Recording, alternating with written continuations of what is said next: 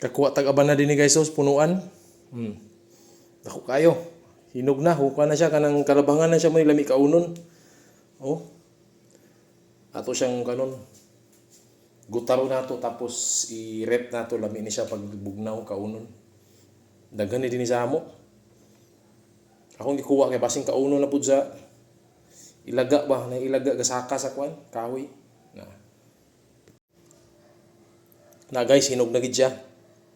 Tamis na kayo. Aslom-aslom nga tamis pero tamis gid siya. No. Ako ning gutaron i-rep ganahan sa misis anim kaon. Mangita pa taan niya daghan inis gawas, daghan atong kwaon kay sayang man gud, malata lang pag di nato kwaon kaunon sa mananap langgam or ilaga. Kuya bano. Para guys, isagig ka ko ano. I-rep nato ni, pabugnahon sa nato.